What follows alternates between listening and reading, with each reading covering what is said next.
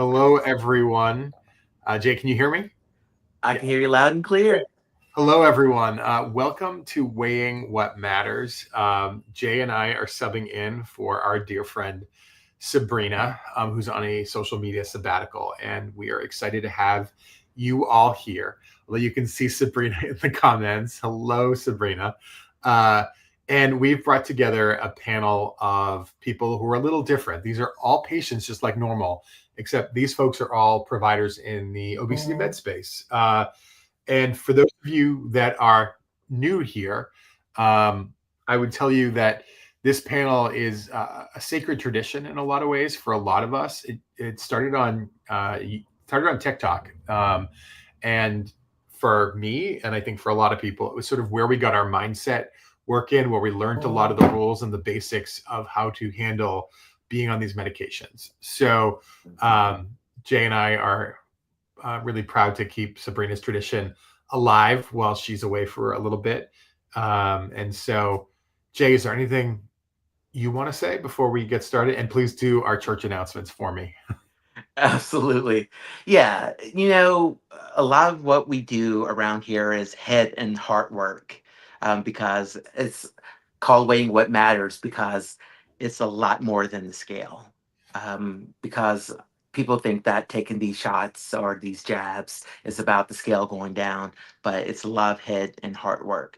And so this panel tonight, when we hear from these providers, is going to focus on a lot of that work, and hopefully we'll learn something and we'll all go a bit deeper. But yeah, the church announcements, we definitely will have those here. And just to remind everybody, let's be respectful of each other and allow others to finish their thoughts before jumping in. We'll be respectful. And we feel strongly about being a safe space for the entire community here. While we acknowledge that politics impacts access, the panel is intentionally a safe and inclusive space. So we kindly request that all discussions do remain nonpartisan. And also, for everybody out there, if you have not already purchased Dave's book, Decoding GLP-1, now is a really great time to do so. You can grab a copy at glpbook.com. That's glpbook.com. Grab a copy of Dave's book. Also, if you're interested on being a guest on the panel, either here on YouTube or on TikTok, there's an interest form on the website at onthepen.com/Sabrina. That's onthepen.com/Sabrina. If you want to be a guest, we're always welcoming for everybody that's in this community. So we're always looking for new voices and old voices, just voices, because everybody has a story to tell and your voice really does matter. And speaking of Sabrina, she should be back by the end of September. She's taking her time. She's So hiding be in the patient. comments today. Yeah, she's hanging out in the comments. Hi, Sabrina. We love you. So be patient with us as we keep the community space warm for her here and on TikTok. So just be patient with us. We're not, Sabrina, but we're doing our best imitation. Yeah. All right. So let me introduce myself. If you don't know me, my name's Mike. I call myself Mike on a mission here or on TikTok. I feel like I say this like a commercial all the time. I've been on a GLP-1 medication, Manjaro for type 2 diabetes, since March of 2024. I started at 372. I'm now down to 246, I think. It's been over 30% body weight change. It's been an amazing journey for me. It helped me reclaim my life. So that's a little of me. Jay, how about you? Yeah, I'm Jay, and I've been on my journey with Mounjaro and compounded tirzepatide as well for a little bit over 2 years, actually.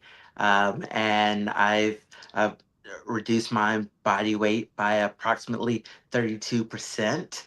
And I actually learned about this class of medication about 2.5 years ago. I learned about this through the media. I learned because Ozempic was all the hype. I had no clue what it really was until I had a conversation with a really well educated provider that said, "Hey, have you heard of this class of medication?" And I was like, I heard about it, but I didn't really know about it. And they were like, you should really become educated. And so that really helped guide me, have that conversation with the provider. And for me, by the way, I have had NSV of going to Vegas recently, doing lots of walking and being on my feet for hours and hours, dancing to the Backstreet Boys in the Sphere. So that's been my NSV recently. In my NSV, this is for those of you who've been following me, you know my husband's on the same journey as I am, and I finally got into all of his clothes from where he started, and now we're having to move some of those clothes back into storage because they're getting too big. So let's bring our providers up and have our medical providers join us up on stage. And let me just bring people up.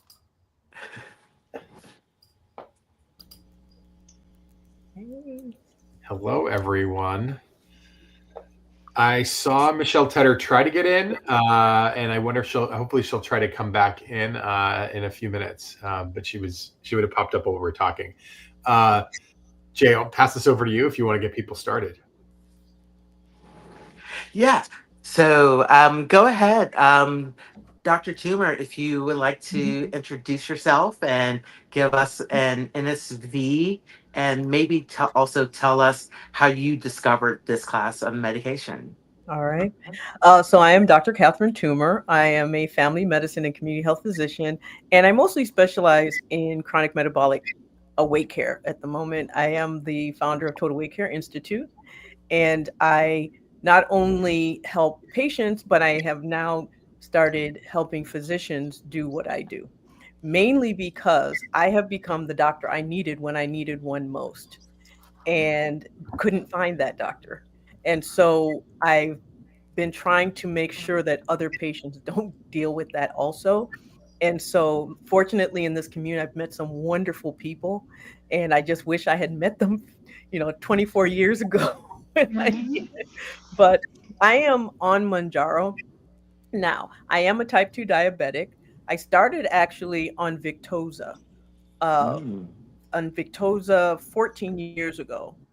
I was using it with patients even before that, but I was put actually on Victoza to help with my heart. I have postpartum cardiomyopathy, which is pregnancy-related congestive heart failure, and my heart function was slipping. And so my cardiologist, in his progressiveness, put me on a GLP-1 to preserve my heart function. As a result, my diabetes became very well controlled. And as a result of my diabetes becoming very well controlled, I started losing weight. So when I saw that and I started putting my other diabetics on the medication, I started seeing the same thing. So I started using it off label to help anyone with any metabolic disease who needed weight management. And then we got Saxenda. So I wasn't too far off. And so essentially what I've been doing is trying to get over the changes that have happened when Ozempic came on the scene and everything just sort of blew up, because it just changed the whole landscape and how well we could get the medication. And so that's what I do now. I just fight for people to get what they need. Amazing. And do you have any recent NSVs to share with us? I do. As I mentioned, I have congestive heart failure from pregnancy. I'm doing very well. But one of the things that my cardiologist always told me was that you'll know you're well when you forget. And you stop protecting yourself from it. And recently I forgot something upstairs, and I ran up the stairs to get it. Now that would have been absolutely impossible. I mean, I started where I couldn't stand up and brush my teeth because I got too winded. And so I didn't even think about it. I just ran up the stairs, grabbed what I needed, and ran back downstairs. And then I paused. I was like, oh my God. Oh my Amazing. Every iteration of a GLP-1 has improved my cardiac function. So from Victoza to Ozempic, and then Ozempic to to Mounjaro, has completely improved my heart. I was on a heart transplant list, and I'm not anymore. That's a huge victory. That's amazing. Amazing. Wow. Dr. Golden, please introduce yourself and give us a background for you and on this medication and when you discovered this class of medication and an NSV. Of course. Yeah, thank you. So I'm Leslie Golden. I am a person that lives with obesity, binge eating disorder, emotional eating, constantly on a mission of recovering from childhood trauma, uh, reflux disease, severe arthritis, high blood pressure.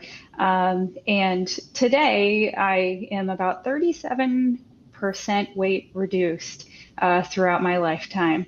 And so started struggling with my weight late childhood, early adolescence, and I've been on literally every medication there is, pill form and injection during that time period. And I remember starting this journey as a teenager, being prescribed a certain oral med, and the doctor at the time telling me I was too pretty to be so fat.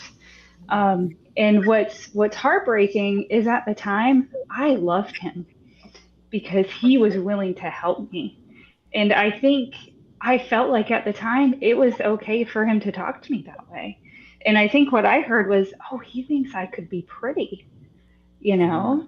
And that really, looking back now, I think that helps me really understand what so many of us go through. And so I went through this lifetime of all the different meds, psychologists, a lot of the care in silos, Overeaters Anonymous, uh, and just really working on trying to treat it and really being exposed to so much misinformation. Looking at it now, looking back, having psychologists tell me, hey, if eating is your coping mechanism and it works for you, just eat, you know?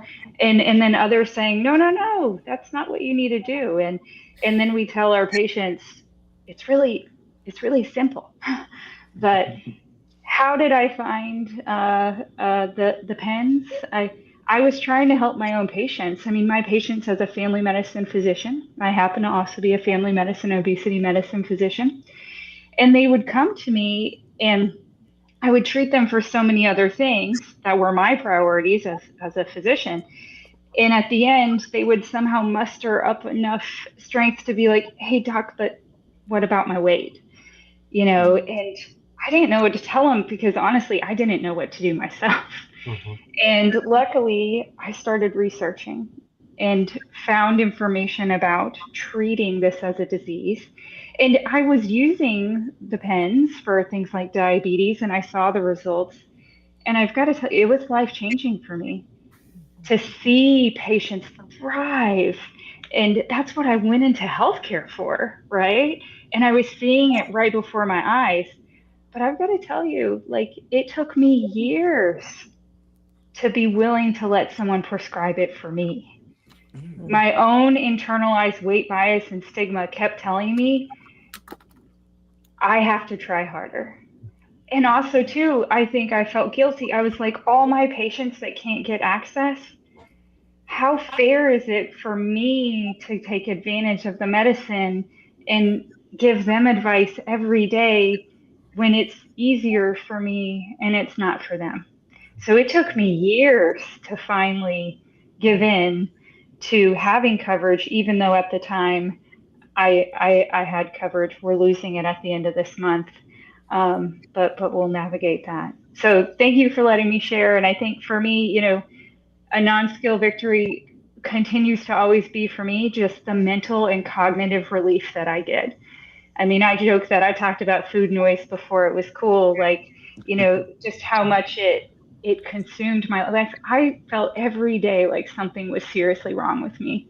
You know, why did I act the way I did in about food when everyone else seemed to be okay?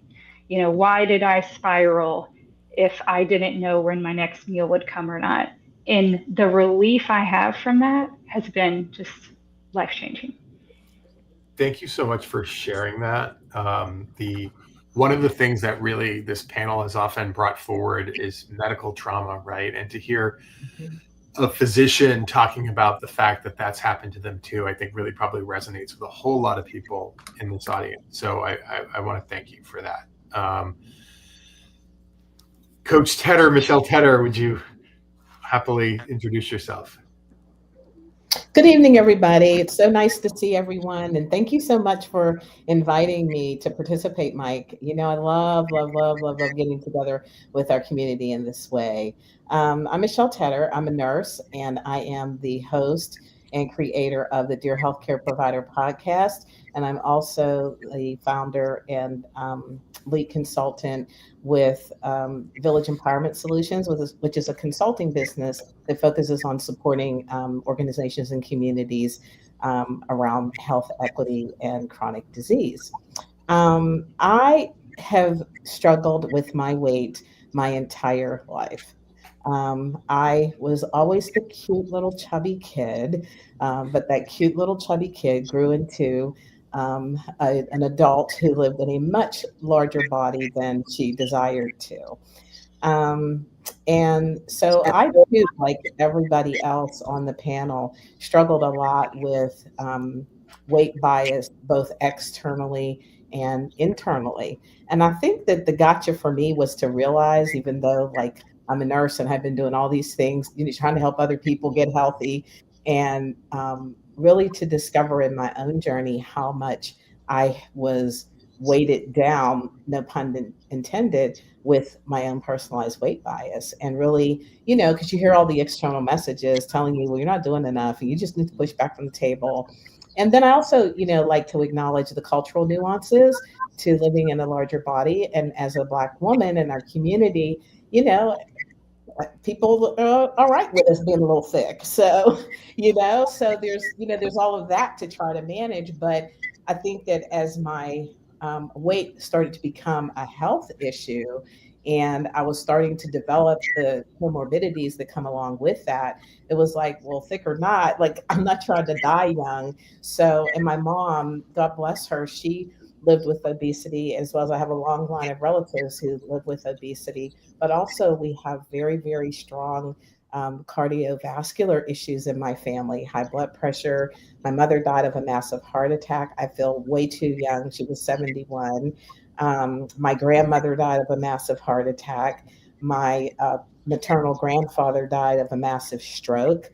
I mean, there's just a lot of stuff going on. And so when I lost my mom, I was in my late 30s, and it was pretty devastating. And I think even at that moment, like I knew that, you know, weight was an issue, but not to the level that I've acknowledged it at this point and understand it. So after many years of struggling, I had a great PCP who had walked a good portion of the later part of my journey with me. And she really, really, really, really, really, really just believed in me. And she was the person who started talking to me about weight loss surgery. And I really was like, oh, I don't know if I really want to do that. That seems very drastic, you know. And then at the time here in Pittsburgh, they were only doing the gastric banding and the full bypass. And so I knew people and would interview people who had had the band, because I was thinking, well, maybe I'll do that. But they weren't really losing a lot of weight. And I was like, well, the amounts of weight that they were losing, I'm like, I could do that on my own. I may have lost the same 25 pounds over and over again, but I was like, I don't need a surgical device to do that, because I could probably do that. So anyway, as my comorbidities started to get more and more out of control, my PCP was very, very worried about my blood pressure. I had moved into type 2 diabetes. Joints were an issue. Sleep apnea was horrible. I mean, there was just so many things going on. I remember she sat me down one day when I went in to see her, and she said, look, this is not your fault. And I was like, oh. And it was like life-changing. Nobody had ever said that to me, you know, because a lot of the weight bias that I experienced was in the healthcare system. You know, I remember I had injured my knee, and I must have seen 3, 4, maybe 5 orthopedic surgeons. And one said to me, well, just lose 50 pounds and come back and see me in a month. And I remember walking out of that office just totally like demoralized, and it was horrible. Um, so, when I finally found my my person in the healthcare area, it was just so affirming and so compassionate. And so I was willing to check it out. I thought, okay, well, maybe I'll go and I'll find out if, this might be for me. It still took me another 2 years to decide that it was the thing for me. And I was hopping into bariatric support groups, and I was interviewing anybody who would talk to me about it. I'm like, I want to know the good, the bad, the ugly. Just tell me everything. I want to know. And so finally, I got the courage. And so in December of 2017, I took the leap and had a sleeve, and I have lost and kept off since 2017, 25% of my body weight. And so, I think I still struggle with, oh, thank you guys. I still struggle because I really want to live in a bit smaller body than I do, but I continue to be a work in progress in terms of like, Michelle, like maybe this is what your body wants to do right now. And your priority needs to be, one, celebrating the fact that you haven't gained the weight back, and also celebrating the fact that not only have you lost weight, but you have gained a whole new life. Like the quality of my life is amazing. And I'm so very grateful. And so that is maintained though with the help of a GLP-1. Also, I have a trainer that I see twice a week. I, watch what I'm eating, but you know what? I welcome the ability to be able to move my body, to be able to make healthy choices with my food, because I get to choose that. And now I understand that, it was never about me not doing enough. It was never about that, that I really believed that, but it was never about that. It was always about a metabolic disease that was challenging my ability to do the things that I desired to do. And so weight loss surgery and GLP-1s and exercise and eating well all come together for the perfect storm. And I'll tell you guys something funny. I went out with some girlfriends last night, and we have a winery here in Pittsburgh. And so I don't know if anybody follows her on Instagram, but Miss Charlene was here in Pittsburgh. And one of her hype woman says, I need 3 people to come up here on the stage, and I want to see you like do your walk. And I was not planning to do it. So a couple of ladies come, and I'm sitting on the edge, and they're like, come on, go with us. I didn't even know them. And so I'm like, oh my God, I don't know these people. But anyway, so I go up there, and so she's like, okay, you better walk. You probably can find it somewhere on Instagram, because they definitely were recording it. And let me tell you, y'all, I not only was able to walk across that stage, but I was able to drop it like it was hot on that stage. And that would have never happened. I love that, Michelle. Now that's NSV. Yeah. That's And- NSV right there in action. So anyway, I will let somebody else have time to talk, but I'm so glad to be here and so glad to share my story. And whoever's on here listening, listen, you just never give up on yourself, and always know, just bet on yourself and love yourself. And trust me, the quality of life that you get to, and it's not about that number on the scale, but it's about the quality of your life. You'll be just fine.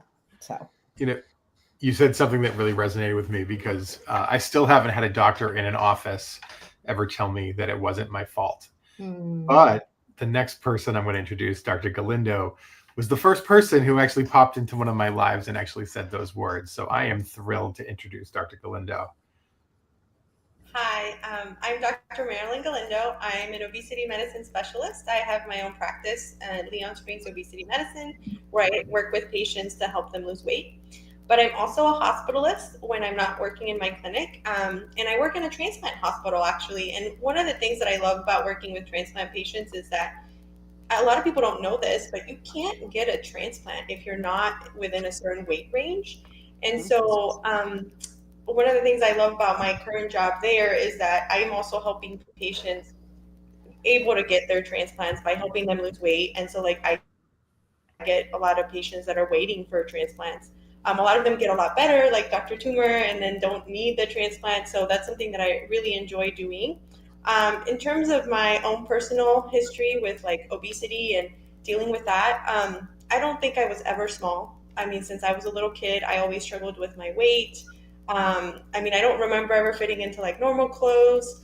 I would say that when I turned like 18, 19, I did lose a lot of weight the old fashioned way, with a lot of diet and exercise. Looking back, I honestly think I did a lot of things that were very disordered, not eating, over exercising. And the reason I understand so well why obesity is a chronic disease is because it didn't matter how hard I worked. I still put on weight. Like, I mean, I have to be perfect or that weight comes out. And it did. I mean, over the years, like, even though I had lost a lot of weight, I had put in all the work. I knew how to eat. You know, I was going to the gym all the time. I mean, if I like had a bad day, I mean, I had gained like 2 or 3 pounds. And so with time, I gained all that weight back. And so after having my kids, these last few years, I got on a GLP medication like about 2 years ago. I've lost about over 20% of my body weight since starting. One of the reasons I got on the medication is because I was experiencing severe knee pain. Like I was like hobbling around everywhere because it was so uncomfortable. And immediately within a few weeks, I was not having pain anymore. One of my non-scale victories is that I was able to now, like recently I started doing Pilates, which I probably couldn't have done like a year or two ago, but it's so nice that I can like move my body again, not have pain, feel comfortable. But most importantly, it just made me realize like, this is something that I'm going to have to deal with the rest of my life, right? It's not a like, oh, I hit that goal weight and it's like done. I'll be fine. No, it's like, I have a disease that I have to work at every single day. And so I work with my patients a lot about letting them know like, hey, you know, I know that you're doing all the right things, but this isn't your fault. And this is a journey and it's a long journey. It's not just like, you know, you hit that goal weight, you fit into the right size of jeans that you've been wanting to fit into. Like, no, this is going to be something that you're going to have to work hard every day. And whether it's with medicine or surgery or all the tools we have available, that's one of the things that's so exciting now that people are finally seeing that this isn't just a willpower issue. It's really a metabolic issue. Mm-hmm. Yes. It feels like the world's just waking up, or part of it anyways. Paul, would you like to introduce yourself, sir? Hi, I'm Paul Davidson, and I'm a concierge consultant and coach, primarily in healthcare, but I help with a lot of different things, including marketing, sales, and so on. I was a clinical psychologist for 30 years prior to that. And I learned about, you talk about GLP-1s. I first learned about it about 11 years or so ago, maybe 12. And I was working in bariatric surgery. I was the head of behavioral services for a bariatric surgery program at Brigham and Women's Hospital in Boston. And so I was helping individuals with obesity to overcome that and to get surgery, to get medications, whatever was needed. And I loved it, absolutely loved it. And I realized part of the reason I loved it was because I've always struggled with my weight since the time I was a little kid. And I'll come back to that in just a second. So I was able to help a lot of people achieve their goals. This is what I do. I help people reach and achieve what they want. Companies achieve what they want. And I unfortunately was not able to achieve what I wanted, in part because I was in the wrong weight category. I had obesity, but I just wasn't obese enough. You know, it's an ironic kind of thing where you can have this, but not weigh enough to qualify for what I was able to help thousands of people get. And over time, I started to develop a lot of comorbid conditions, including diabetes and high blood pressure and sleep apnea and high cholesterol. All the joys from my family. All the Davidson men look the same. And I will tell you, when I was a kid, like you, Marilyn, I didn't fit into typical clothes. My brothers and I had to shop in the Husky section. That takes you way back. Michelle, you remember what that was? Mike remembers my wife said that there was another section called Chabettes. Is that sweet? For girls. Huskies for boys, Chabettes for girls. Yeah, in my town, Paul, it was the Chubby Kids store. That's what it was. Yeah, there it was. So yeah, I was used to that, and I went on my first diet in 4th grade. I had a teacher who was concerned about my weight, and my mom took me to my pediatrician, and I really worked at it. When I got into junior high and high, I really got active in athletics, and I became a wrestler, and so I was in really great shape until I got married, and we were expecting our first child.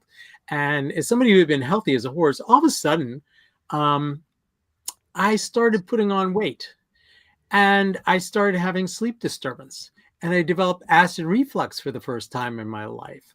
I was like, what the heck is going on? My back was hurting. And the month before my son was born, I went to my wife. I said, honey, I said, you got to have this kid because the pregnancy is killing me.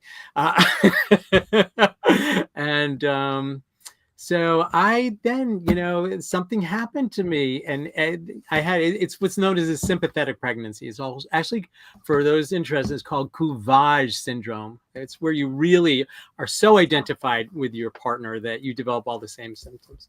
So I was willing to live with that because I guess people who get it tend to be better dads because they're empathic.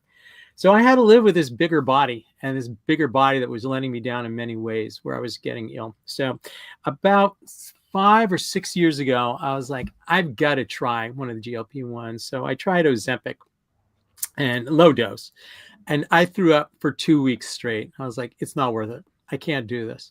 And then over time, because I was on top of all these things because I was treating people in that space. About 3 years ago, I left the psychology field. I started doing my own stuff. And I was looking at what was happening, and I was seeing changes. And about a year and a half ago, I went to my primary care doctor. My A1C was just getting higher and higher. I got to a 9.1, which terrified me. I'd never come close to that. See, Catherine, your eyes just shot up. Not fun, not good. And so I said, I can't take this. He said, what do you want to do? And I said, I want to try tirzepatide, which is Mounjaro, Zepbound. And so I've been on it for a little more than a year and a quarter. And, in terms of non-scale victories, there are multiple. First one is my A1C dropped by a good 2.5, almost 2 3/4. So I'm in the 6s again. So I'm happy with that. I got rid of ravenous hunger. That's the first thing I noticed. It just went away, which was stunning. I'm down 2 pant sizes, which I love. But more importantly than anything, I am now 4 pounds away from my pre-pregnancy weight. That's that's a big deal. So I am somebody who has continued to work in the obesity space. I actually am a consultant. And I do a lot of coaching for a company called Bariendo, which none of you have probably heard about, but we do endoscopic bariatric procedures, which is the newest wave of treatment. There's a lot of GLP-1s involved with that too. So I just appreciate the chance to talk about this. Thank you for the invite, and am honored to be here with the rest of you. Thank you, Paul. I think you triggered half the audience by talking about Husky clothes. I saw the comments. I missed the chat. I'll have to check. The comments were amazing. Jay, do you want to do the first question? Do you want me to do the first question? Go for it, Mike. All right. Let's see. As someone who treats patients and also takes the GLP-1 themselves, what's one thing you wish every provider understood about our lived experience? Who wants to go first? You can all jump in. This is sort of now a free-for-all. I'll go. That every provider really truly understood, bought into lockstep that it's a disease. That's what I wish. That every provider really truly understood that, because even though it is 2025, we still are not there. Every provider still sometimes is a little heavy on the weight bias. So I really do wish that every single provider really understood the science. Because I think there's a lot of folks, you go to your provider and you think that they do. You think, okay, well, they're going to get this, and not so much. Not so much. And I know I, for one, kissed a lot of healthcare provider frogs before I found the prince of my healthcare princess, I should say. She's amazing. She's since retired, but anyway, honestly, I think that's a big gap in this care space. So I just wish everybody understood that. There's some. Oh, go ahead. Leslie, you want to go? Sure, Oh. I could go. I would just say it's hard to eliminate because there's just so much. I mean, one, I would say, don't make patients earn it. I mean, what a terrible approach. Like, prove to me that you have an experience or that what you've done before hasn't been enough. We don't do that with heart disease. I don't tell someone before I give you a statin, you need to prove to me that you've changed what your lifestyle. And I think too, your lived experience is different than someone else's. And I know that's obvious, but so many people, especially as providers, I hear them say, well, fasting worked for me, but that has nothing to do with someone else's body and experience. And I always share it with my patients because I think it's helpful of helping the patients understand what they may experience in that hunger and fullness, and trying to help other providers who haven't experienced what we have. I always think about it as being related to my daughter not being able to see. Like, she came home from school one day and they did that little eye test and she needed glasses. And I was heartbroken. I was like, why didn't you tell me you couldn't see? And I remember her just looking at me and being like, I don't know. I see what I see. How do I know what I see is different than what you see? I didn't know anything was wrong. But then when you put the glasses on her, she's like, whoa, this is the world you all have been seeing. And I always use that with providers of, I never knew what it was like to be full. I didn't know that other people weren't as hungry as I was. I remember as a child, my family going through a drive-through, and then it was 30 minutes to our house, and the food would sit there in the bag, and I was in agony inside that the food was there, and I couldn't think about anything. And I was like, how is everybody else okay? Are they just handling it better than me? And until I had a GLP-1, it was like, this is how the rest of you have felt your whole life. And so I know that's long-winded, but that's what I try to help providers see is like, if you've never experienced it, I can't help you understand it, but I ask you to open your mind to think about what that experience may be like. Just like having glasses on and off. If you've had 20/20 vision your whole life, you don't know what it's like to not be able to see. So try to think of it that way with these medicines. Yeah. Right. Isn't there a cultural component to it as well? Yes. Because with a lot of the cultural component to obesity, we're taught that we are suffering a willpower issue and our struggles are lifestyle based.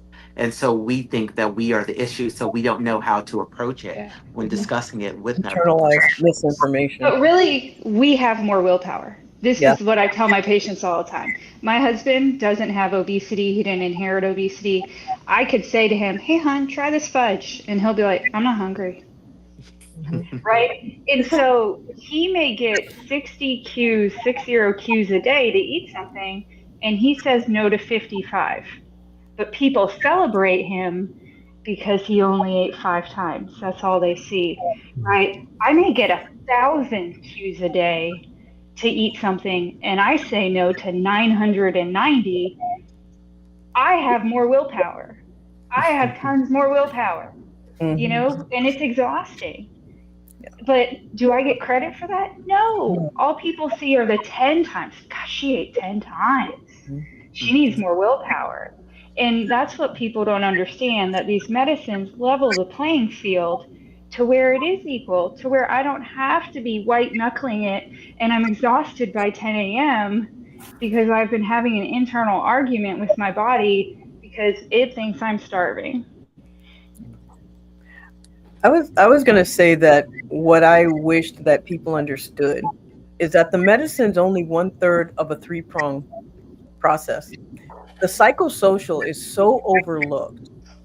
And that is actually what leads to compliance. What leads to sabotage. What leads to people, the self-blame. And I think for me, and it's very important for me, one, I was trained in a biopsychosocial system, but there was no way I would have been able to take care of my health if I hadn't treated my depression first. I had no motivation to do anything. And it was only after treating, I tend to lean on that a lot with my patients, but I see that there's a lot of people who said, oh, I'm going to start treating my patients for weight loss. And I was like, that's the biology. But what about the psychosocial? What about that person who starts losing weight like I did? I'm half my body weight that I was before. And the psychological trauma of seeing yourself as something that you never saw yourself as before. And in a world where people suddenly almost getting angry because people start treating you better, and it's like you just get mad because it's like, why couldn't you treat me like this before? Right. Or worse, you're from a culture like Michelle and I said earlier, where people are like, oh, you need to put some, meat back on. But my A1C doesn't like it. And the reason my eyes popped open is because mine was actually 9.5. So I'm not judging.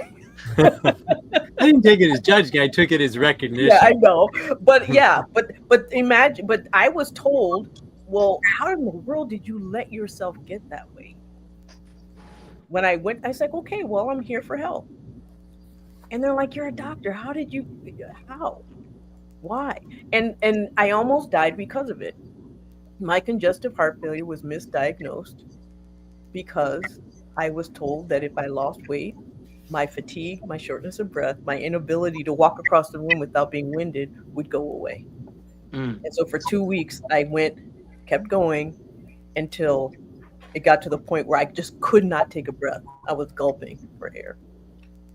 And so I wish that we as physicians, as caregivers, as providers, whatever term people like to use, would really understand the psychological impact of treatment, of non-treatment, of asking, the bravery that it takes just to ask. And so whether you feel it's appropriate or not, and the other is, I wish people understood that we are trained in a apprentice system. That means that every prejudice, every bias of every person before us has been passed down in our training. And at some point, that has to be broken. And if we don't check our bias, then it continues in the next generation of physicians. All right, I gotta leap on to that because Catherine, I mean, that was the perfect setup, the whole thing, because obviously for me, the emotional psychosocial side is everything. Yeah. And, I think so many things that I wish providers really got, and you talk about bias, I'm going to come back to that just a moment. I have yet to meet anybody with obesity who didn't know they had it. Yeah. This insulting thing. Do you know you're overweight? Do you know you have obesity? No, it never dawned on me. I don't know why I didn't see it in the mirror before. Thank you so much. It's a horrible way to deal. And it's critically important to recognize it is a biological condition. And that, as you heard Mike from Maryland, it is not your fault. I knew when I took my GLP-1, I responded immediately when I got the right one.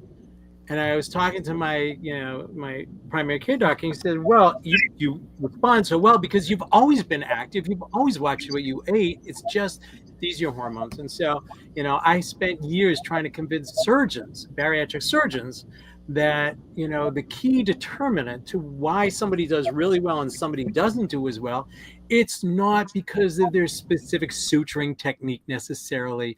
It's not the size of the tool that they use. It is the brain the person came walking in with. Because I did studies with functional MRI where we looked at brains, when we looked at pictures of pizza and broccoli, and you see what's happening to the brain.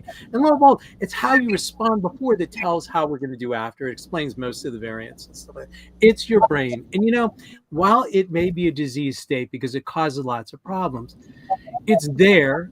And it's the most common thing. 74% of Americans deal with overweight or obesity. This is not unusual. This is the majority case because these were genes that were selected for. These were great genes to have because you know who's not here on this planet? Those who were too thin. They died out. We are here because our ancestors stored fat effectively. When I had my kids and they both have weight issues, our pediatrician said, your kids have famine-resistant genes. We're like, yes, they do. Thank you very much. Like that. To appreciate the fact that these were good genes. But the problem is we live in a society where we're sitting in front of computer screens and phones, and we're not hunting, we're not gathering.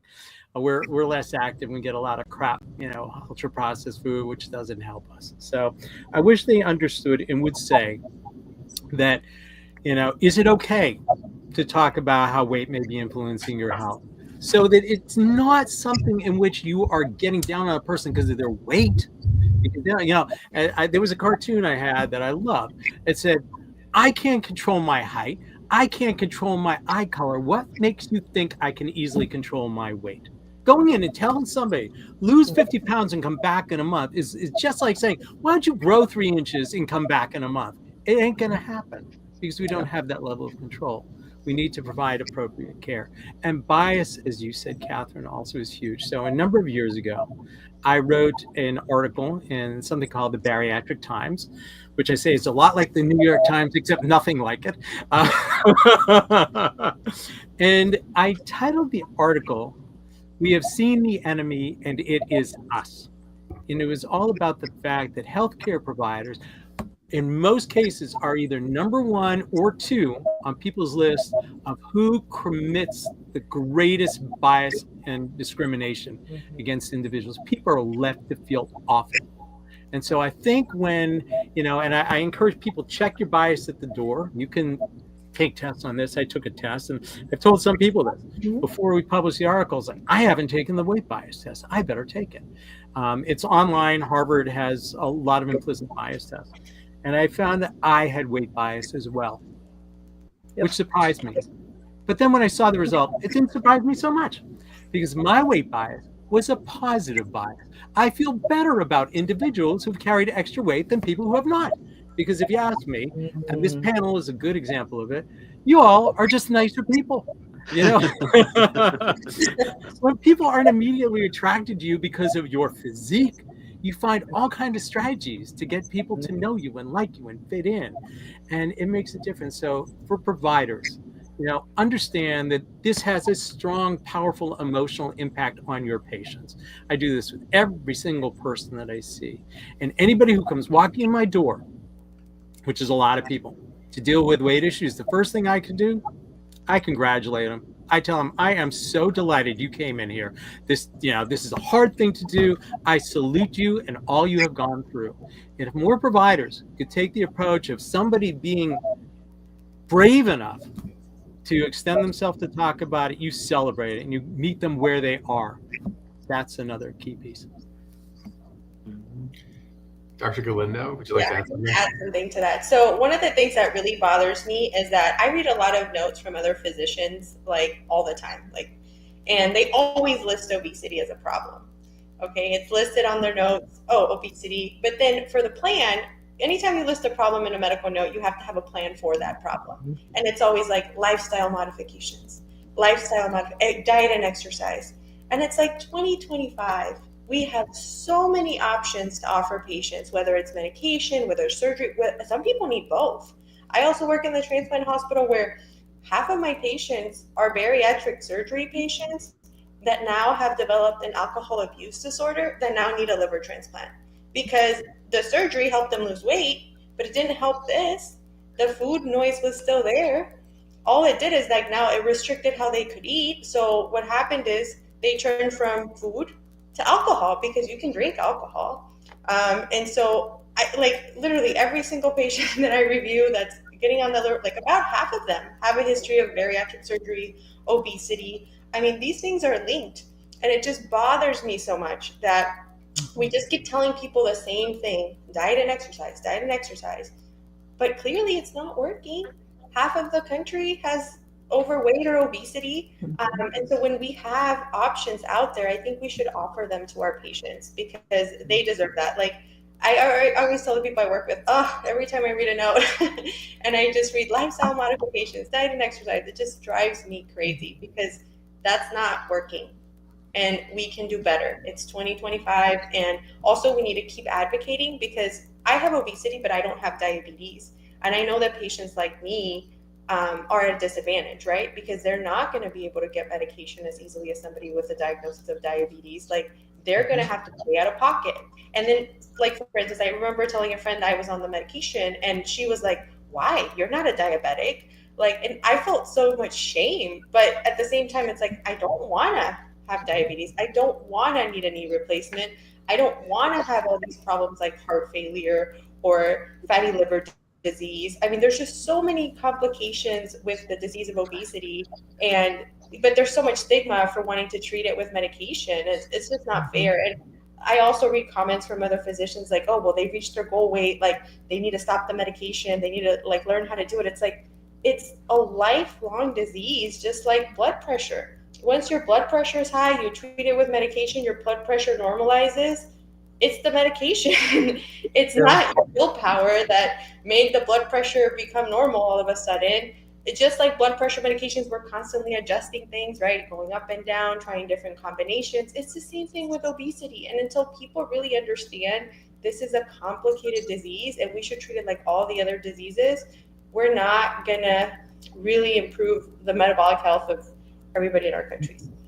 So true, Marilyn. I see that all the time where other providers reach out to me and they're like, so when's the end? Where's the end game for this patient? When are we stopping the med? And I'm like, we're not stopping the med. There is no end game. This is a chronic disease, you know, and they don't get that. And I'm going to throw it out there. Like, at what point does it become malpractice? Why is it not malpractice? If someone walks in my office and their blood pressure is 200 over 120, and I say to them, you know what? You should put the Red Bull down, reduce your sodium, reduce your stress, get some exercise. And if your blood pressure doesn't come down after a good try, maybe we'll give you a medicine. If I did that, it would be malpractice, right? And so we have very effective tools that are considered the standard of care by the people that are experts in the field for a condition that the AMA considers a chronic disease. So if I have a patient that comes in with a BMI of 45 and sleep apnea and type 2 diabetes, and I don't offer them treatment, why is that not malpractice? And if you don't have the knowledge, refer. Can I just add one thing? What really blows people's minds is when I tell them I've lost over 100 pounds when I couldn't exercise. I could not exercise. So clearly there was something else going on that had nothing to do with how much I was moving or not moving. It goes back to what I was saying earlier, is that if every healthcare provider truly understood and bought into the fact that this is a chronic disease like anything else, and just to your point, Dr. Golden, that if somebody walks into your office and they have a cancer diagnosis, nobody's going to tell them, well, you know, let's try having you just eat organically. Let's try having you just go get some exercise. I mean, you're right. Somebody would file a lawsuit, you know, you'd be reported to the board, and that will be the end of it. But people constantly, healthcare professionals, we'll say, well, maybe you should just move a little bit more. Have you tried this? Have you tried eating, 3 meals a day? I'm like, and it's back to what you said, Paul. It's like, no, I never really thought about that. That's really what it's like, no, I never thought about Yeah. that. This is just genius. Thank you so very much for saying what I never thought about. Do we have Stop. Yes. do we have to go to an older playbook possibly to break the hold that diet culture has on the profession? But possibly, like Yes. to go to the playbook, because like cigarettes, for instance, had a tight hold on the profession at some point, where they were like, what, cigarettes, just smoke a pack a day to keep everything at bay. But that hold had to be broken at some point, Mhm. where the science had to win. Yes. The hold that the diet culture has on the profession is still there. It's not, the grip isn't as tight as it used to be, but the grip of diet culture is still there. Well, this is Where- the thing. I'm sorry. So how do we break the last death Mhm. grasp that it has? How do Well, we yeah. do that? We have an issue is that there's always been a level of toxicity with diet culture. Always. Never has there not been. I mean, back from Roman days when they used, medics to vomit after eating too much. I mean, there's always been maladaptive behaviors around food, around, trying to look a certain way. And really what it's done is that it allows people to take their bias and prejudice and transpose it. Mhm. And so now what they've done, instead of saying, okay, it's not about you because, I have obesity. I'm not large anymore, but I still have obesity. So now I'm going to attack you on the medicine. I'm going to attack your face because you've lost the roundness. And so it's going to be very difficult because we've never not had that in society. And it's used as an excuse for kind of blanket discrimination and acceptable discrimination. You look in any culture, any television, movie, even online, it's like it's the only time it's acceptable to laugh at someone because of how they are. It's if they're overweight. But we're taking their skinny privilege away, so of course they're going to say something about it. We're the nouveau riche of culture. It's like old money doesn't like new money. The next thing's going to be saggy skin. They'll find something new to look for. Exactly. I got to say too, as somebody, I did my dissertation on eating disorders and studies of anorexia and bulimia, and so I really did a lot of work in eating. And when I came to bariatrics, I was like, I don't know anything about bariatrics. I said, wait a minute. I guess I do. It's the other side of a very similar coin. And I put a lot of this, honestly, on Twiggy, the model who came from England in the 1960s, because until she came, the ideal of beauty. I mean, if I ask you, if you think of like in the 1950s and 40s, if you think of a woman like who was considered the most beautiful, the icon, what name is going to come to mind? Marilyn Monroe. Marilyn Monroe, She was Jane 12, Mansfield, size 12. people who were full-bodied individuals.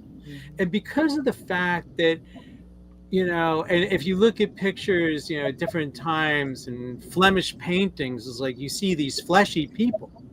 And the assumption was you saw somebody fleshy, it was like, oh, they must be rich.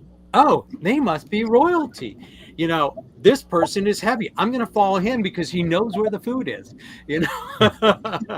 And this insane diet culture popped up when somebody said, oh, we've got to be this tiny thing. And it has become more problematic too.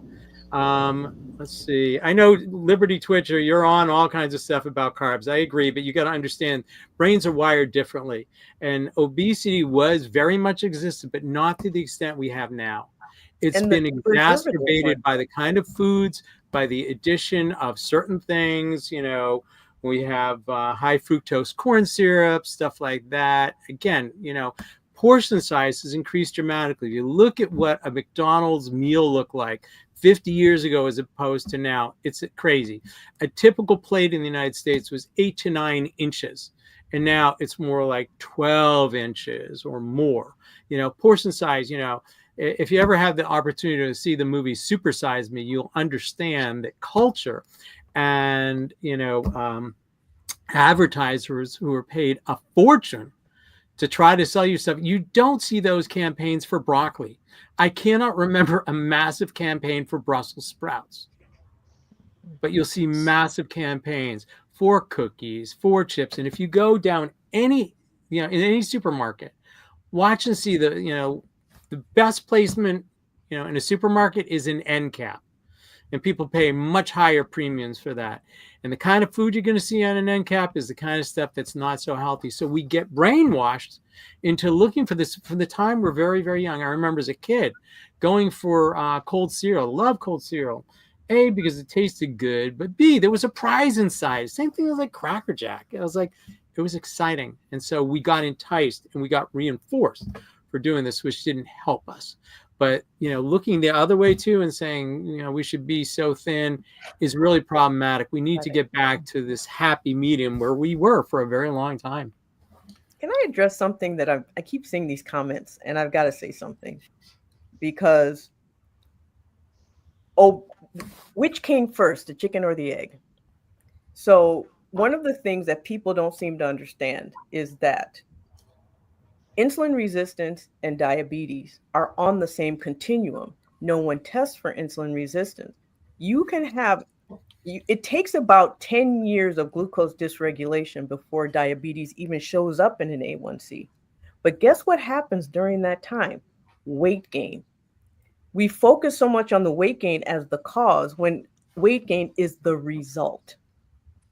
It's the result of the glucose dysregulation. So what our brain does, our brain only uses glucose and ketones. That's it, to regulate the rest of our body. It's what our brain uses to send signals to everywhere else. So when you have insulin resistance, what that means is that glucose, that one signal is not getting to the brain. So that your brain keeps telling you, it missed signals saying, eat more carbs, and then tells the rest of the body, I'm starving, so make fat out of whatever calories you get. And so as that happens over years, yes, obesity results, but so does the A1C rise along with it. So it's this vicious cycle. It's not that you're obese and therefore you're diabetic. It's because you're insulin resistant and you have glucose dysregulation that leads you to having obesity. So I just wanted to clarify that. I want to say one thing too, again, following on to you, Catherine. A number of us were at the Obesity Action Coalition National Convention in Washington, D.C. just a few weeks ago. And a good friend of mine and a top obesity medicine specialist, Bob Kushner, put up a slide of something that I've been saying, but nowhere near as elegantly as him. And it's that, and I hope you really hear this. Overeating does not cause obesity. Obesity causes overeating. And if you truly understand that, if you're a provider and you get that, if you're a patient, you get that, we're doing a whole lot better. You know, and obesity is not about size. That's the other thing. I have obesity. My BMI is around 22. I still have obesity. There are people who have obesity because their waist to hip ratio is too high. They're still considered thin, but they have too much fat in the wrong place in their body for health. And that is also obesity. It could be only in your liver, and that is still obese. You have a thin person with a fatty liver, it's still part of the same metabolic process. And so that's a misconception that obesity means size. Yeah, we love those. Those conversations are so important, right? The scale weight doesn't tell us that. The space we take up in the world doesn't tell us obesity. It's what that body fat percentage is, or where it's located in the body, right? And then always reminding people too that weight is not the disease. It is a sign of the disease, right? Like if I'm treating heart failure and I give you a fluid pill, and you no longer have swelling in your legs, you don't not have heart failure anymore. You still have heart failure. Just uncontrolled heart failure is not visible to me anymore. So just because my weight is at a certain point or my body fat is at a certain point doesn't mean I don't have the disease of obesity anymore. I do. And it's important to understand that where I am now has it doesn't imply that 10 years from now this treatment will still work for me, because it's a progressive condition. And that's something that I think providers and patients forget about, and also just don't want to know that reality. I've encountered a lot of people that I remind them, because they're like, okay, so I can just have this med forever and I don't have to see you anymore. And I'm like, no, we're together for life. You're going to need me, I promise. And you're going to be glad I'm here, right? Because things are going to come up, and we're going to it's going to take different tools throughout our lifetime. Different methods. What worked for me 5 years ago may not work for me today, may not work for me 10 years from now. And again, that's not your fault. I have so many patients that they've been on GLP-1s for years and something has changed in their life, or women who have been stable for a long time on GLP-1s and now they're going through menopause. Well, guess what? What happens if a woman has been lean her whole life and goes through menopause? Well, she's challenged as well too. And if you've been weight stable on a GLP-1 and now you go through menopause, you're not protected from that. It's something else that we now have to treat and address. And I need patients to understand that is not your fault. This is other biological changes that are coming into play. And that's why you need someone that understands it. And if you don't have that kind of provider, look for one, because they're out there. Don't let someone without the education and compassion stop you from taking care of yourself and your future. To our audience, I just want to say, I hope you're hearing doctors saying that it's not your fault. And I will just say, as someone who believes this very strongly, don't be afraid to expand your care team to find folks like these that think that way.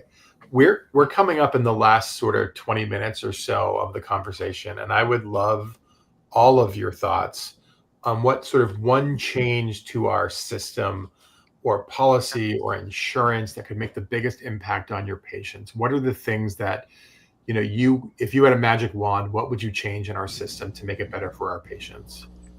I want to add to this that I think it's so important if we could just, regardless of what insurance covers, because there's so many insurance and they love to play games, but can we just make the medicine affordable? So even if we can't get it through insurance, we can at least pay for it. Like, I have so many patients that are willing to pay for it, but it's just so ridiculously priced. So I'm not even saying like, hey, yeah, we need insurance to cover it, because whenever we say that, like, they just create like 20 million steps, all the prior authorizations, all the appeals. And what happens when they do all that is people don't get care. And I'd rather just have a medication that people can afford so that we can get them the care they need without all the hoops of like fighting with people and trying to figure out which pharmacy to send it to, because you have to go to CVS Caremark, you can't go to Amazon. Like, it's just so ridiculous the amount of time I spent trying to get these medications for patients when these meds just need to be affordable, because we're wasting time. Like so many people prevent so many diseases by treating their obesity. And it just makes me so sad that because we're waiting for insurance to cover it, people are not getting care. And that just makes me crazy. Yeah.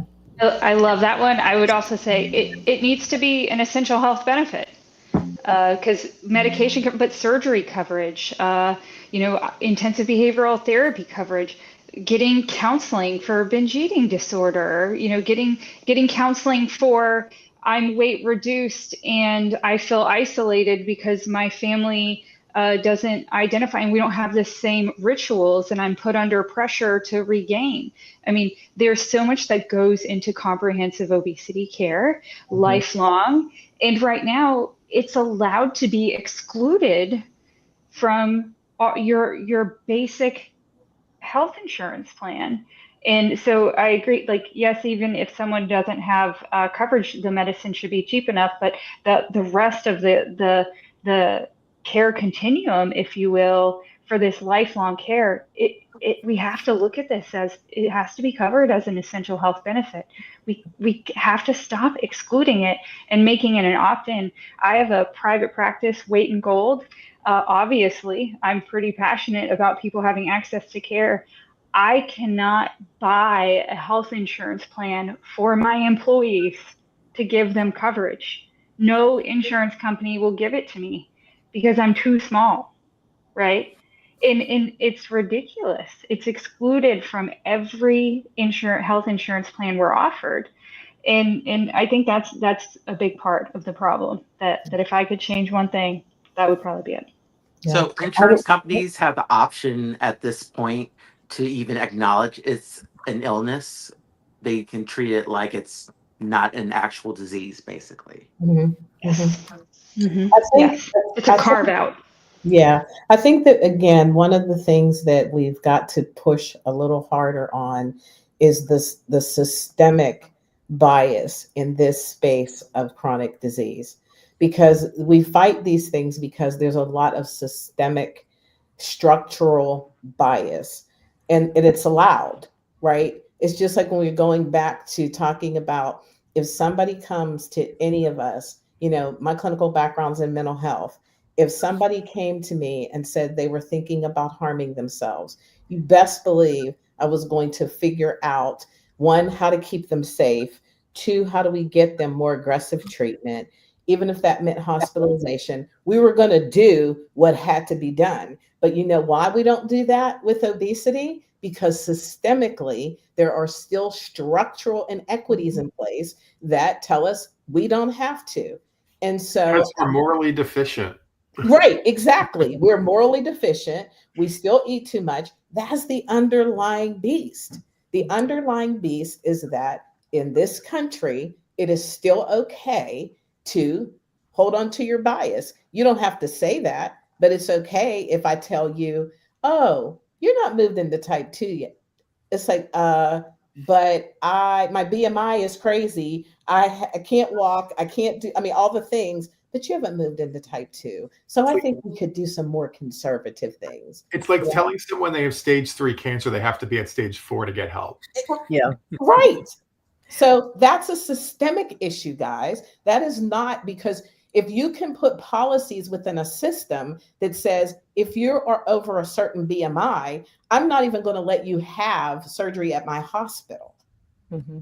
If you have policies in place that say, I don't have to pay for these drugs because they're too high. So the antidote is that we have to call out these structural, systemic policies that prevent people from getting the comprehensive care that they deserve. And it's not only it's systemic, also in terms of for us trying to provide the care. Many malpractice insurance companies, in which we need malpractice to practice, have put new caveats in their policies that if you do weight care, they won't cover. You get dropped. I've been dropped from 2 different policies. Thankfully, there are physicians out there, there are others out there who are really spearheading and trying to, fill the gap of that and providing, sort of these national groups that you can join and get good coverage for malpractice. But the fact that major insurance companies can say, we will not cover you. They just won't cover a doctor whose sole purpose is to help people with obesity. Can we talk about med schools for a moment? I think, Dr. Galindo, I think you've done some work around medical education, if I remember correctly. Do I remember right? Yes. So I used to be an attending at a medical school like 2 years ago.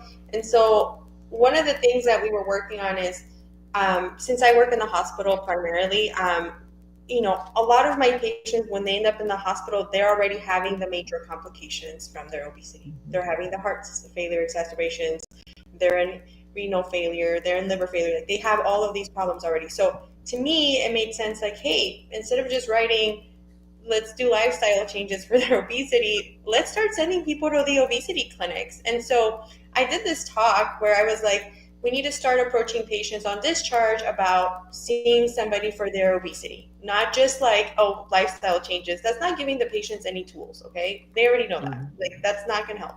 So let's actually send them somewhere so they can get the help. And I was shocked when I gave my presentation because a lot of doctors were like, well, we don't have the time. Because I also mentioned during my talk, like, if you approach somebody about their weight, you have to do it compassionately and without all the bias. Like, you can't just approach somebody and be like, hey, you have a weight problem. Like, you got to ask them, can we talk about this? I want to help you. Like, be approachable. And I just remember so many of the people in the talk, they thought my talk was interesting, but they were like, we don't have time for this. Like, it was very much like, this is not something, people need to just do the work, exercise, work out. I mean, they really dismissed the whole idea because it was just too much time that they didn't have. And that's partly because we don't get trained in obesity. Like, I mean, a lot of the other doctors can tell you here, like when we go to med school, I think obesity is like maybe a 30-minute lecture, but it's such a big problem, right? I mean, I had to learn obesity medicine by studying for the boards in the last few years, and I had to do that on my own. There's very few obesity fellowships in the country where you actually go and like work in obesity clinics, and like there's just very few. And so we just don't get the training to be able to be effective providers in actually helping people treat their obesity. And removing weight from it. To be honest, we need to separate obesity from weight completely. Mm-hmm. It's so true. I agree. Obesity and weight loss are not one and the same. They're not in the same. Right? Mm-hmm. Someone can have a change in weight, but still have an unhealthy amount of adipose tissue. And that's something when you're doing quality weight care, obesity care, the language that we work on using, and you need to look at the quality of the weight loss, right? Because there's technology that's advancing in terms of bioelectrical impedance and DEXAs to be able to confirm that. Because if most of the weight I lose is not adipose tissue, fat tissue, I'm not metabolically healthier. And that's an important part of it. And that's part of the concern is when individuals are out there not working with providers with this level of training, we don't health actually improving just because the size of their body is smaller? Maybe not. We don't know that for sure. Or worse, they lose their coverage for the medication because it's actually treating what it is they have. That's for diabetes as well. That's happening now as well.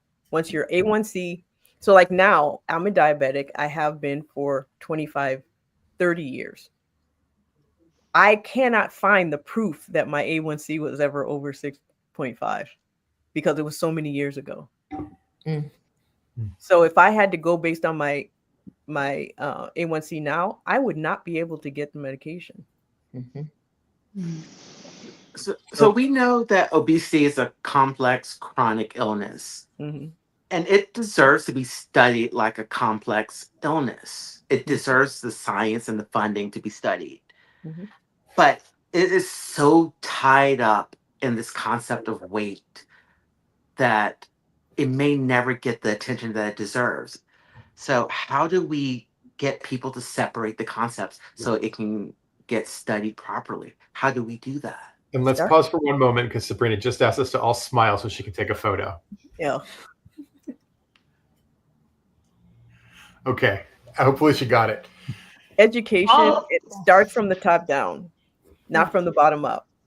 It has to start with who gives the health care. So physicians, and that's what I was talking about earlier about the apprentice system that we have, that unless there's a conscious effort in medical schools, in all healthcare schools, to readdress what obesity is and to make people check their bias, every single person, not just the person who's treating, but also the person who's being treated. Many, many times I come across people who feel they don't deserve to be healthy because the world has told them that it has value and they've already been told they're valueless. So getting them to get to a place of value is so encouragement and empowerment is very important because it's been stripped. And the only way to get that back is if the powers that be provide that message. And that starts with those who provide the care. Well, and I also think that the way that the drugs are marketed now, right? It's that everything is tied to it making you thin and all these other things. BMI, which is Right. useless. And right. So I think that needs to change. There has to be a complete, 180 around, like it shouldn't be connected solely to weight. Yes, it definitely has those benefits, but let's not forget we found out that on accident. These meds were developed to treat metabolic disorders, right? And the side effect was weight loss. But now it's the skinny shot, it's the weight loss drug, it's this, but you want to know why? Because we love capitalism here in the USA and that sells, right? As opposed to leaning into messages that helps to centralize the message of it treating a metabolic disorder and obesity being a metabolic disorder. But that's not the message that we get because that's not as sexy as telling us that it's the skinny shot, right? So I think that it's just, I mean, not they're saying that, but I think that's the messaging is that we're still grounding it in the vanity metrics, and that's not what this is. No. So I think that's suddenly changing. I went to the movies last week and Novo had an ad before the movies talking about obesity. And then I was home the other night and my TV sent me an ad from Zepbound about obesity. And I was like, like using those words, which you just don't hear, right? Because it's not great marketing for them. That's not what people want to think about themselves. So I'm hoping there's some changes coming. I just really, Dr. Golden. I just really believe it really is we're gonna have to have education, but in so many areas, like our medical schools, residency trainings, our young doctors, absolutely. But our existing physicians out there practicing, our nurse practitioners, our PAs, they have decades to still practice, right? And they go to CME, but it may be very narrow. And I think the only way we're really going to have success in reaching that community is, I think our state medical boards are, they've done an amazing job with our opiate crisis and things like that in tying people's medical licensure to, in order to renew your license, you have to have so many hours of substance use training, opioid addiction training. I think obesity is an epidemic in our country. If you have not had training on obesity, it should be required so many hours to renew your license. I mean, that's to get to our current providers and then our payers, our legislators, but also society at large, because we can educate our physicians, we can get our legislators on board, we can get the payers on board, but I still have patients, a large amount of patients that are very much like, I'm healthy at this size. And I'm like, but you have all of these conditions that tell me you're not. And they need the education. The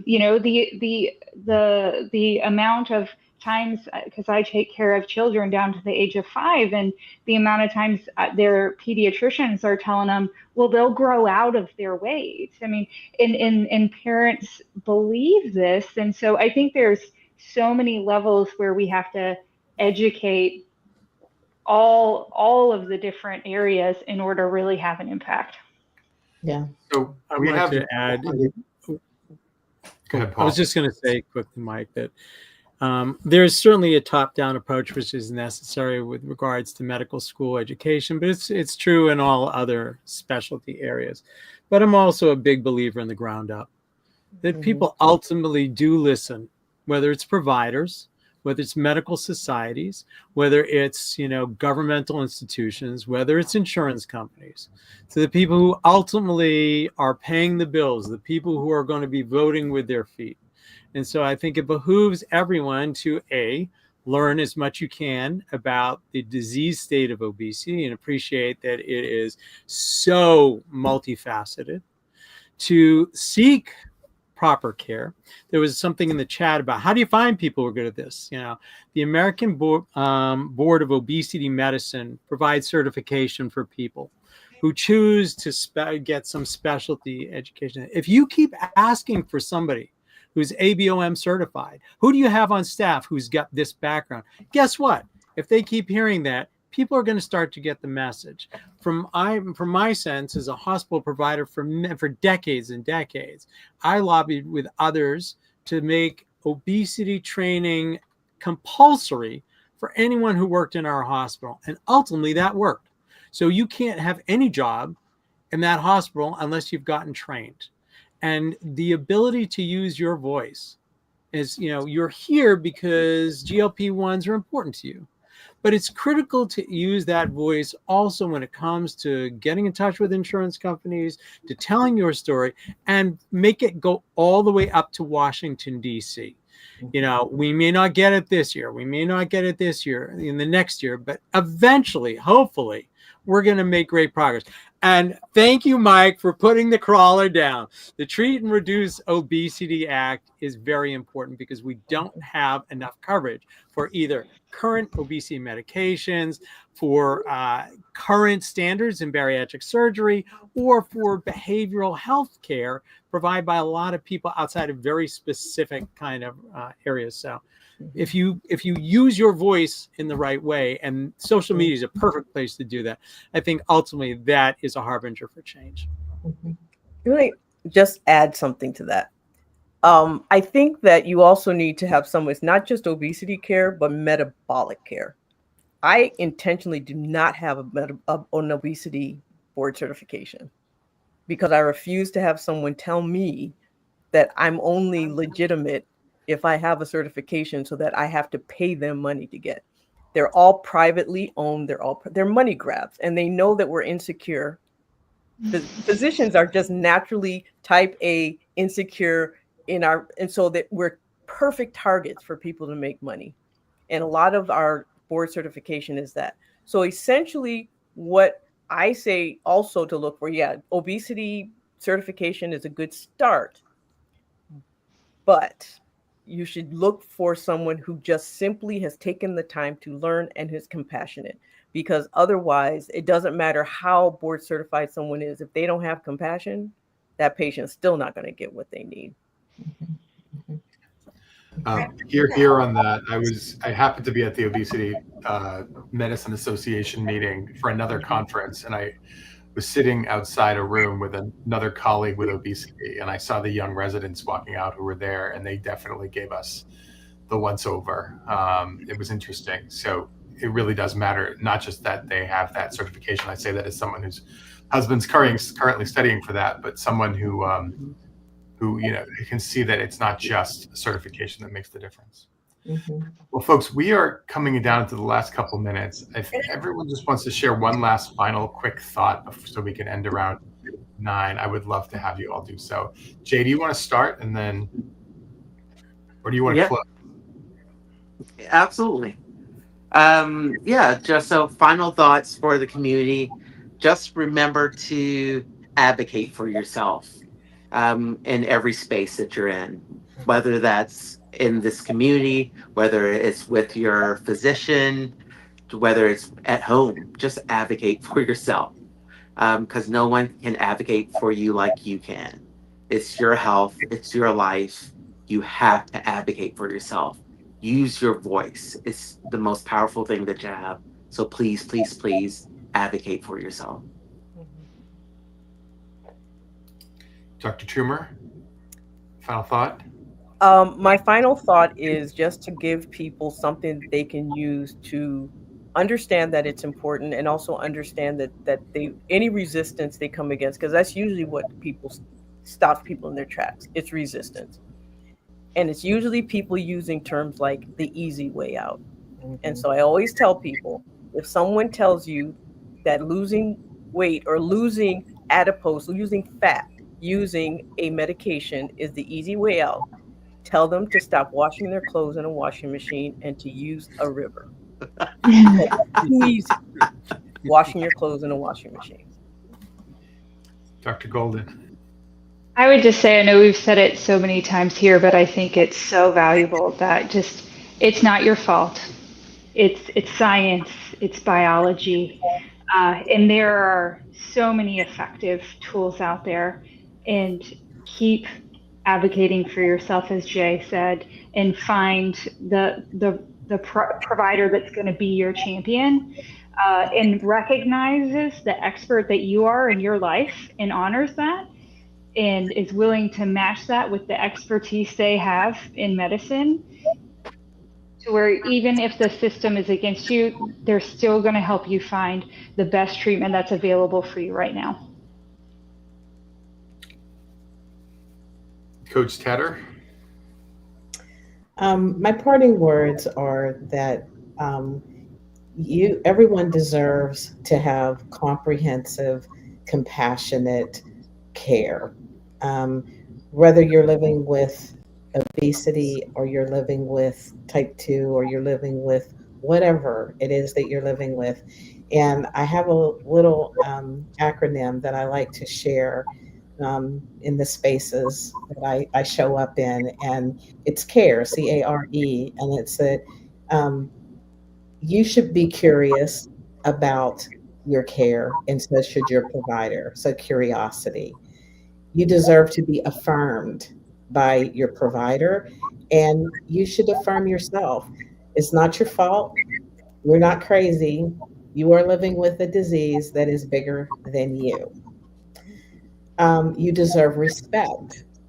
The biggest respect that you can have is that for yourself. And you definitely need to command it from anyone who's interacting with you and should be partnering with you in your care. And then you deserve to have a trusting relationship with your provider and with yourself. So when you think about compassionate, comprehensive, think about care, and that's what we all deserve. Dr. Galindo? First of all, thank you for having me. But I also want to say that I think it's going to take everybody, right? Like it's going to take your providers, your doctors, a coach, maybe a friend that's also going through this, because this is a very long journey that you're going to be fighting. And so we really do need everybody. And I also want to add that, like, I know Dr. Toomer was saying, like, we can't all have certification. She's right about that. This is such a big problem in our country, and we have so many people suffering from this disease that you might need, obesity care from your gynecologist, your psychiatrist, and we just need everybody on board, and we need to continue to advocate and talk about this as a disease that it is, because that's the only way that we're going to bring on change. And Paul? There are roughly 100 million people in this country who have obesity. And only a teeny tiny percent of those individuals are willing to get help for it, whether it's a GLP-1 medication, whether it's bariatric surgery, whether it's an endoscopic approach. And if you're somebody who's here because you've taken a step like that, I want to leave you with a message. You should be very proud of what you're doing. I shout it from the rooftops. I tell anybody who asks, even people who don't ask, that this is what I do. Feel good about yourself for what you're doing, because you're taking control. You are regaining power, and that's what I want to leave you with. Thank you, Dr. Davidson. If I could say one thing to all of you, it's that I know sometimes we talk here about the doctors who don't understand us, but I just want you to realize there are doctors out there, and please, please look and find the folks that have the compassion, have the training, and have the experience that are willing to help you on this journey. This journey is more than just a medication. It's mindset, it's muscles, it's movement, it's nutrition. And you need people that understand that and that don't just hand you a box and walk away. So thank you all tonight for your time, for your empathy, for your information for our community. Sabrina, I hope we did you proud, Jay and I up here. And thank you all so much. Have a great evening, folks. Thank you. Good night. Good night. Good night, everyone. Good night.